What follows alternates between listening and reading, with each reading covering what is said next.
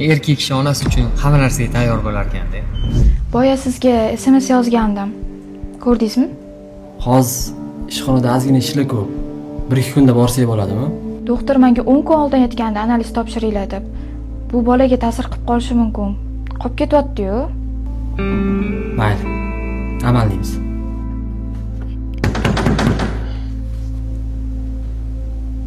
Mana shuni qaraychi, kim ekan? Assalomu alaykum Azim aka. Va alaykum assalom Ibrohim. Tinchlikmi? Uzr aka, kech bo'lganda vizit qildim. Maslahatli ish bor edi. Aka, nima qilardingiz ovora bu? Ovorasi yo'q. Nima gap ukam? Xabaringiz bor aka. Onam anchadan beri mazalari yo'q. Doktorlar bugun kelib, 3 kun ichida operatsiya qilmasang ahvollari og'ir bo'lib qoladi deb ketishdi.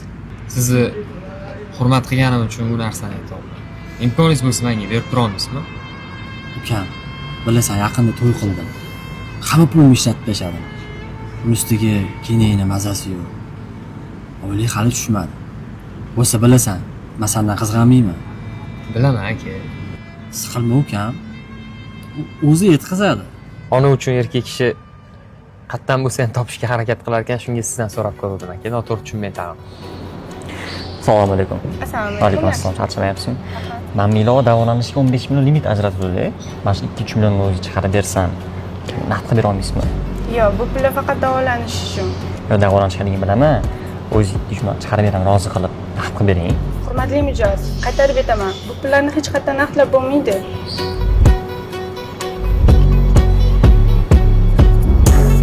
Keling o'tiring. Oka, uzr bezda qildim. Yo'q, ishtama. Kecha oylik tushadigan kun edi.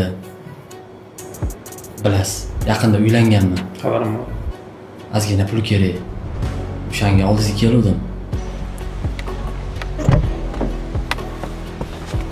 Assalomu alaykum. Alaykum assalom, qorim yaxshimisiz? Rahmat Qayerga bo'lsin. boramiz? Medion частный klinikasiga. Как раз mana shu yoqqa borishim kerak edi. Ketdingmi? Ketdi. Siz tushundim Azimjon. Hozir korxonamizda moliyaviy muammolar bo'lyapti. Bu narsa haqida xodimlarga ham e'lon qildik. Oylik masalasi keladigan bo'lsa, 10 kunga cho'ziladi oylik. To'g'ri tushunasiz.